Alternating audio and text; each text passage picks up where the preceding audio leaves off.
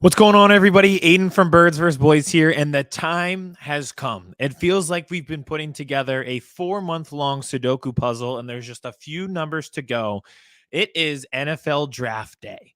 And as analysts start to gather intel again over months, we have come to the time where they have a good idea of where some guys are going to go, what players teams are high on, what teams players, don't feel as comfortable with. And we're going to put that all together and we're going to do our final Eagles 4-round mock draft here. I think since the beginning, there's a few different ways the Eagles could go, a few different positions that they could target, and different players at those positions that they could target. Everybody seems to be high on a different person for the Eagles. It makes it very interesting sitting there at pick 22, having to either move up, move down.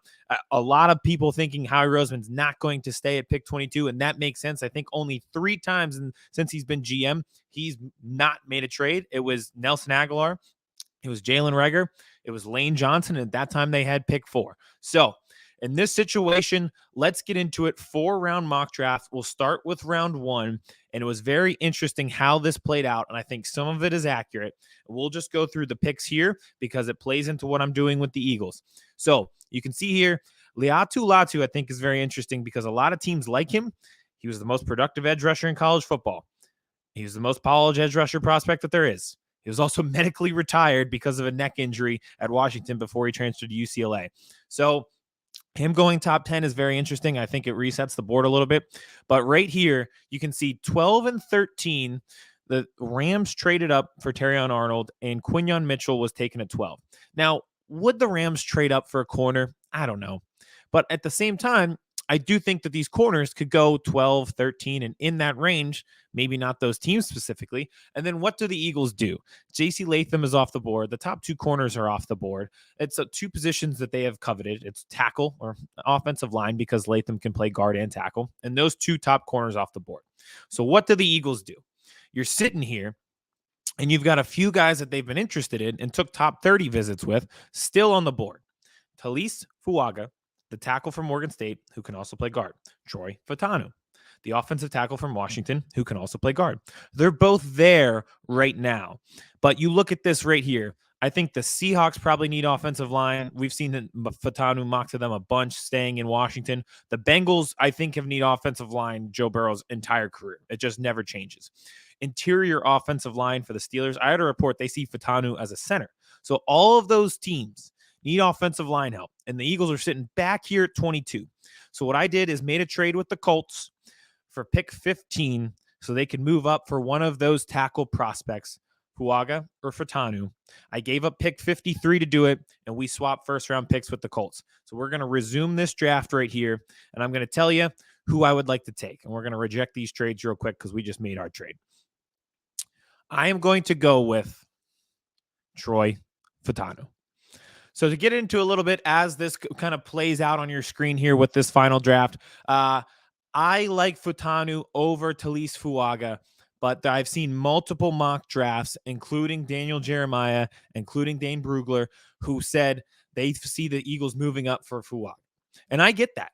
I think he's a really talented prospect. I think one of the things that, sends off the sensors in your brain is the fact that Daniel Jeremiah said that Jeff Stoutland, the most coachable prospect that he could go with, is Talise Fuaga.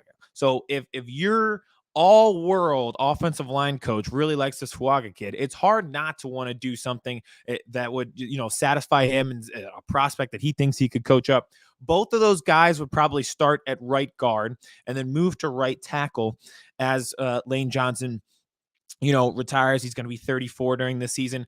I really, really like the fact that, it's a position of need, but you're also going really good best player available. Like, I think if you get one of those guys at 15, you're satisfied with the talent. I don't think either of those guys would be on the board at 22 if you would have stayed. Or those top 2 cornerbacks were off the board as it is. So when you're in the first round, don't draft position of need.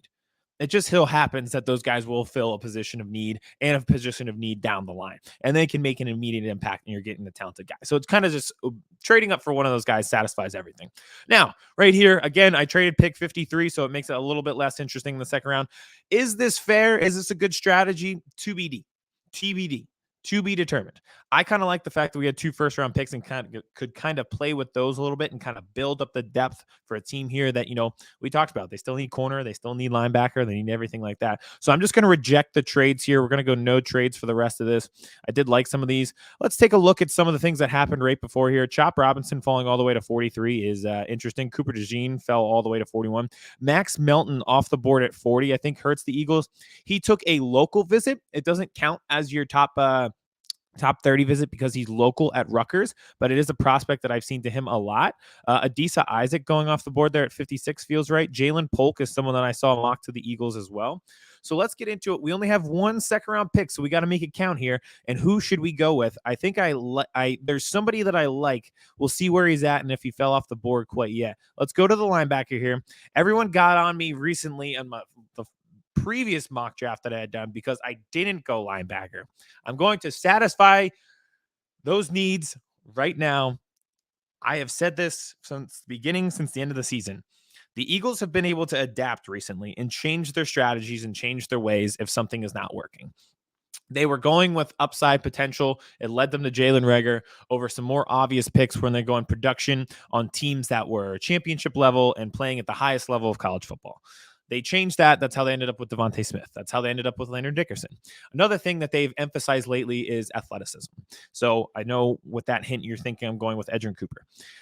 I'm going linebacker because I think they're going to invest in the position and they realize it's been a point of weakness. Now, the 2 guys that everyone seems to love are Edgerrin Cooper and Peyton Wilson. Peyton Wilson, to me, old school linebacker. Really funny to me. If you've seen some of his highlights, he has like the neck plate, so just really old school as it gets, tackles everything.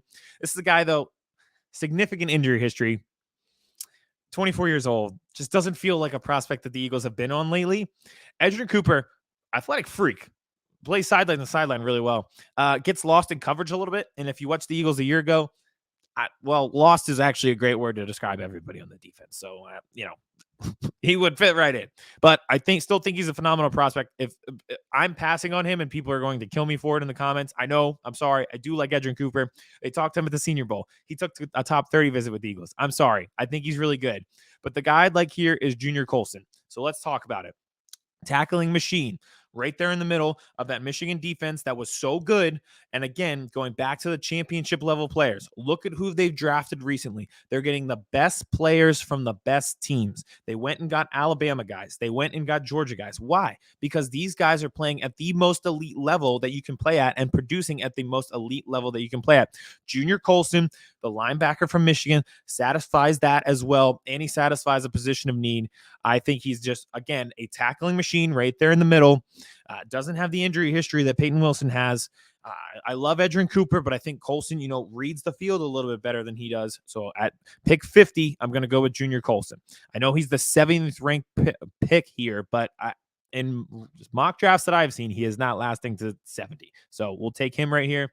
Now, this is going to run for a while because we don't have a 3rd round pick. We traded that for Kenny Pickett. I don't hate that. Xavier Legette going 56 to the Cowboys would suck, honestly, for us. But for Cowboys fans, hey, if you're tuned in, that's great. Roger Rosengarten, the tackle, that's another one. If we don't go tackle in the 1st round and end up with one of those corners, I think you'd come back around on him in the 2nd round at pick 50 or 53. Ricky Pearsall is a wide receiver that I like a lot from Florida. He's would be the best Florida wide receiver prospect we got with a little less racism than the last Florida prospect we got. Michael Penix goes 85 to the Browns. Not the craziest hot take of all time for that to happen. Blake Corum off the board. So a lot of these guys, this is a really deep draft. I think it's going to be really interesting in the middle rounds because there's going to be a lot of names where we're saying, oh yeah, I know those guys. Or in recent years, you're like, I'm doing significant history on that. Spencer Rattler stays in South Carolina. I think that's really funny.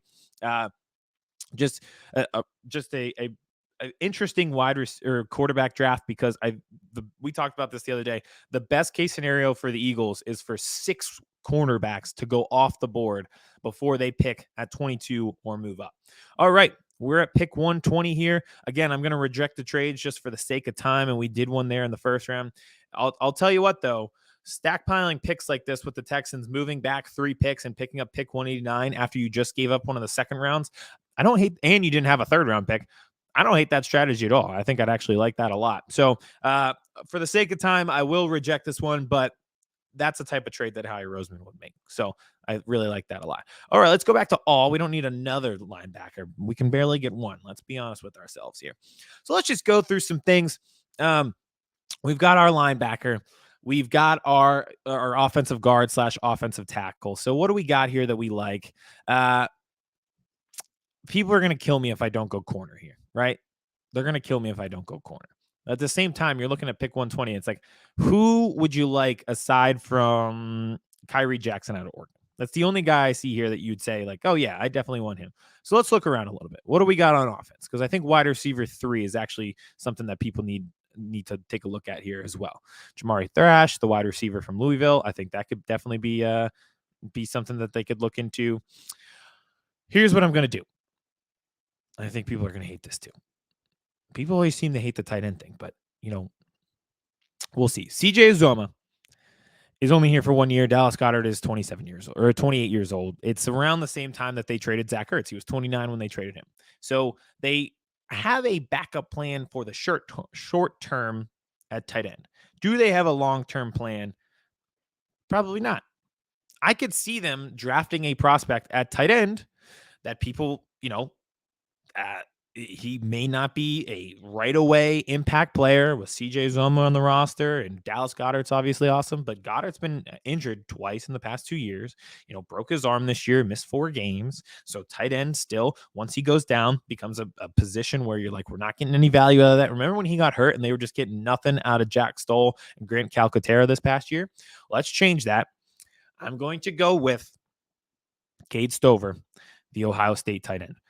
I like that he is just like a big body. I hate this term. I hate it so much as a basketball player. But when they say he's like he can rebound like a basketball player on the football field. But if you've watched Ohio State, I thought he was awesome. He was kind of overlooked because Marvin Harrison Jr. is on the team, which makes sense because Marvin Harrison Jr. is awesome.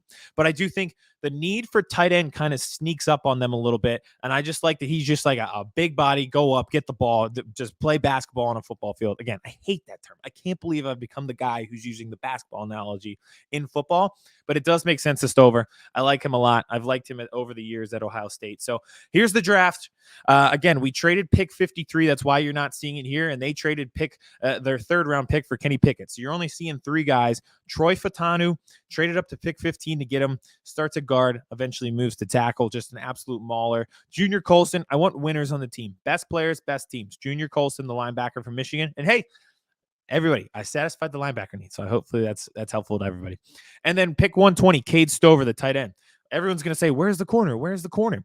Listen, if those 2 top corners are off the board, I don't know how much they love Cooper DeJean, who could be a safety. I don't know how much they love Nate Wiggins. I'm not saying that those are bad prospects. I'm just saying I don't know how much this applies to the Eagles, how much they like those guys. Kool-Aid McKinstry might be another guy there. But Isaiah Rodgers was reinstated this week. They're clearly high on Kaylee Ringo. So this is a situation where those might be the guys. Eli Ricks, another one. They might just go with the young guys, and they have James Bradbury. They have Darius Slay. Do those guys get traded on draft day? Maybe they try to move off of those, but I don't know who's taking on those contracts. So that's the reason I didn't go corner. And again, it's not because I don't think they should draft a corner. I'm just looking at it, and at pick 50, the kid from Rutgers was gone. At pick 15, the top 2 corners were already gone. That's just the way that the draft board fell, but I'm pretty happy with this, and I think it satisfies some good needs here for the Eagles. We'll see what happens tonight. We will be live on this YouTube channel, Birds vs. Boys, breaking down every prospect pick. The Eagles at 22, the Cowboys at 24. Kevin will be on with me. We'll have special guests. We'll have prizes for people who are tuning in. The Sixers game will be going on simultaneously. So if you're a Philly 4-for-4 fan, I will be losing my mind at everything that's occurring, both for the Eagles and the Sixers. We hope you join us. Should be a great night and should be a great weekend of football. Let's swing it over to Detroit. Let's do the real thing. Mock draft season officially over. Let's do the real draft. We'll talk to you guys soon.